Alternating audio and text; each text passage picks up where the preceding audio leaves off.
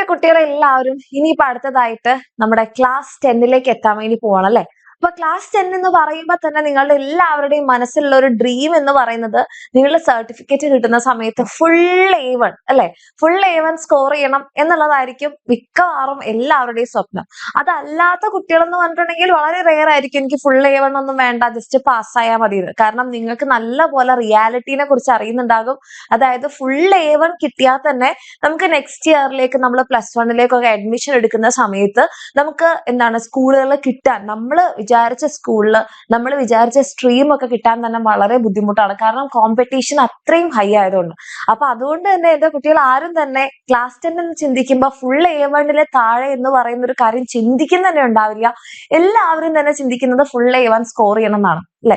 അപ്പൊ അങ്ങനെ എന്റെ കുട്ടികൾക്ക് ഫുൾ A1 സ്കോർ ചെയ്യണം എന്നുണ്ടെങ്കിൽ നമ്മൾ എന്തായിരിക്കണം, നമ്മൾ നല്ല പോലെ തന്നെ പഠിക്കണം. നല്ല പോലെ പഠിക്കണം എന്ന് പറഞ്ഞിട്ടുണ്ടെങ്കിൽ നമ്മുടെ ഇപ്പൊ ഉള്ള ലെവലിനേക്കാൾ നമ്മൾ എന്താണ് കുറച്ചുകൂടി നന്നായിട്ട് ഹാർഡ് വർക്ക് ചെയ്യണം, കുറച്ചുകൂടി എക്സ്ട്രാ കാര്യങ്ങൾ നമ്മൾ ചെയ്യണം, കുറച്ചുകൂടി ക്വസ്റ്റ്യൻസ് നമ്മൾ പ്രാക്ടീസ് ചെയ്യണം.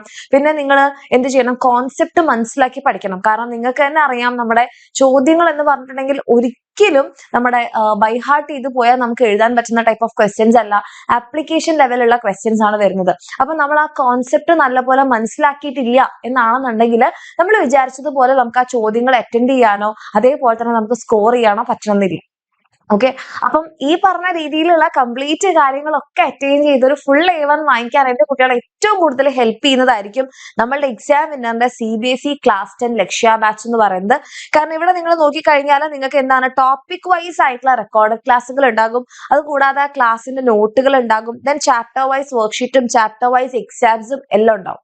അപ്പൊ എന്താണ് ഇതിന്റെ ഓരോന്നിന്റെയും ഇമ്പോർട്ടൻസ് എന്ന് ചോദിച്ചു കഴിഞ്ഞാൽ, മക്കളെ നിങ്ങളുടെ ക്ലാസ് 10 നിങ്ങൾ എത്തി നോക്കുകയാണെന്നുണ്ടെങ്കിൽ ഓരോ ചാപ്റ്റേഴ്സ് അത്യാവശ്യം നല്ല ലെങ്തി ആയിട്ടുള്ള ചാപ്റ്റേഴ്സ് ആണ്. അപ്പൊ ആ അത്യാവശ്യം ലെങ്തി ആയിട്ടുള്ള ചാപ്റ്റേഴ്സ് ഒക്കെ നിങ്ങൾ പഠിച്ചെടുക്കുമ്പോൾ ഈ വലിയ ചാപ്റ്റേഴ്സ് ഞാൻ എങ്ങനെ പഠിക്കും അല്ലെ. ഇപ്പൊ നിങ്ങൾ എങ്ങനെ ആലോചിച്ചാൽ മതി, നിങ്ങളുടെ മുന്നിൽ ഒരു ലോഡ് വർക്ക് തരികയാണ്, അല്ലെങ്കിൽ ഒരു കുന്ന് കല്ല് തന്നിട്ട് നിങ്ങളോട് എല്ലാം കൂടെ ഒറ്റയ്ക്ക് എടുത്ത് മാറ്റണം എന്ന് പറഞ്ഞു കഴിഞ്ഞാൽ, ഒറ്റയടിക്ക് എല്ലാം കൂടെ മാറ്റണം എന്ന് പറഞ്ഞാൽ ചിലപ്പോൾ പോസിബിൾ ആവണമെന്നില്ല.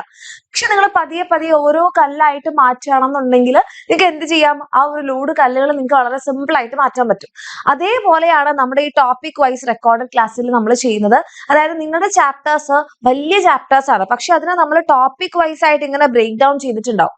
അപ്പൊ നിങ്ങൾ എന്ത് ചെയ്താൽ മതി, കുറച്ച് കുറച്ചായിട്ട് നിങ്ങൾക്ക് പഠിച്ചെടുക്കാനുള്ള ഒരു സമയവും ഉണ്ടാകും. ഇപ്പൊ നിങ്ങൾ ഒരു ദിവസം വിചാരിക്കുകയാണ്, ഇന്ന് എനിക്ക് ഇനിയിപ്പം 1 മണിക്കൂറേ പഠിക്കാൻ പറ്റുള്ളൂ, ഞാൻ കുറച്ച് ടയേർഡ് ആണ്, അതായത് ചാപ്റ്റർ കംപ്ലീറ്റ് പഠിക്കാൻ പറ്റില്ല. അപ്പൊ നിങ്ങൾ ഇതാ ഒരു 2 ലേണിംഗ് വീഡിയോസ് കണ്ടു കഴിഞ്ഞാൽ നിങ്ങൾ എന്ത് ചെയ്തിട്ടുണ്ടാകും, ജസ്റ്റ് ആ ഒരു ടോപ്പിക് നിങ്ങൾ കംപ്ലീറ്റ് ചെയ്തിട്ടുണ്ടാവും. അപ്പൊ നമുക്ക് കംപ്ലീറ്റ് ചെയ്തു എന്ന് പറയുന്ന ഒരു ഫീലും ഉണ്ടാകും. എന്ന് വെച്ചാൽ നമ്മൾ ഭയങ്കരമായിട്ട് കുറെ കഷ്ടപ്പെട്ട് അങ്ങനത്തെ ഒരു ഫീലും ഉണ്ടാവില്ല. ഓക്കെ, അപ്പൊ അതിന് നിങ്ങൾ എന്ത് ചെയ്യുന്നുണ്ടാവും, ടോപ്പിക് വൈസ് ക്ലാസ്സുകൾ സഹായിക്കുന്നുണ്ടാകും. ഇപ്പൊ ആദ്യം തന്നെ നിങ്ങൾക്ക് ഒരു ഇൻട്രൊഡക്ഷൻ ഇതേപോലെ ഉണ്ടാകും. അതിൽ നിങ്ങൾ എന്തൊക്കെയാണ് ആ ചാപ്റ്ററിൽ പഠിക്കുന്നത്, ഇങ്ങനത്തെ കാര്യങ്ങളൊക്കെ പറയുന്നുണ്ടാവും. പിന്നെ നമുക്ക് ഓരോ ടോപ്പിക് വൈസ് ആയിട്ട്, ഇപ്പൊ ഫിസിക്സിൽ ആയതുകൊണ്ടാണ് എല്ലാം തന്നെ ഏകദേശം ഒരു 26 മിനിറ്റ്സ് 24 മിനിറ്റ്സ് ഒക്കെ കാണുന്നത്. ഇപ്പൊ ബയോളജിയിലാണെങ്കിൽ ടോപ്പിക്കിന്റെ ലെങ്ത് അനുസരിച്ച് ചിലത് 10 മിനിറ്റ്സ് ആയിരിക്കും, ചിലത് 15 മിനിറ്റ്സ് ആയിരിക്കും, ചിലത് 20 മിനിറ്റ്സ് ആയിരിക്കും, അങ്ങനെ ആയിരിക്കും ഉണ്ടാവുക.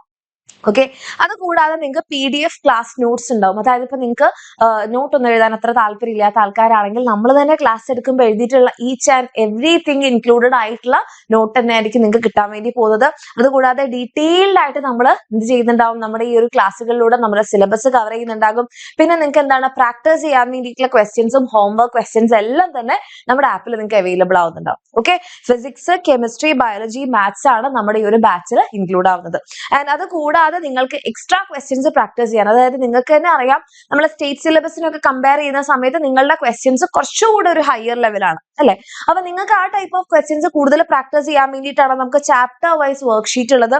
അങ്ങനെ ചാപ്റ്റർ വൈസ് വർക്ക്ഷീറ്റ് നിങ്ങൾ ചെയ്യുന്ന സമയത്ത് നിങ്ങളുടെ ആ ഒരു പഠിച്ച കോൺസെപ്റ്റ് കുറച്ചുകൂടെ ക്ലിയർ ആക്കി മനസ്സിലാക്കാനും നിങ്ങൾക്ക് ആ കാര്യം മനസ്സിലാക്കിയത് അപ്ലൈ ചെയ്യാനും നിങ്ങളെ ഹെൽപ്പ് ചെയ്യും. അത് കൂടാതെ നമുക്ക് എന്തുണ്ടാവും, എക്സാംസ് ഉണ്ടാകും.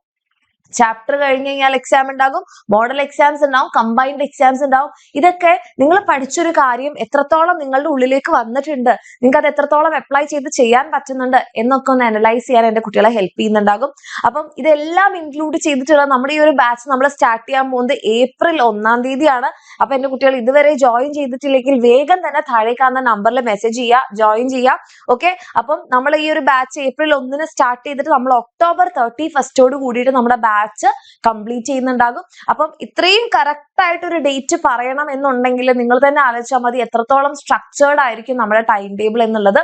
അപ്പൊ ഈ ഒരു രീതിക്കൊക്കെ എന്റെ കുട്ടിയൊക്കെ പഠിക്കണം എന്ന് ആഗ്രഹം ഉണ്ടെങ്കിൽ ലേറ്റ് ആകാതിരിക്കുക, വേഗം തന്നെ താഴെ കാണുന്ന നമ്പറിൽ മെസ്സേജ് ചെയ്യുക. നമ്മുടെ ബാച്ച് ഫീ എന്ന് പറയുന്നത് 3990 ആണ്.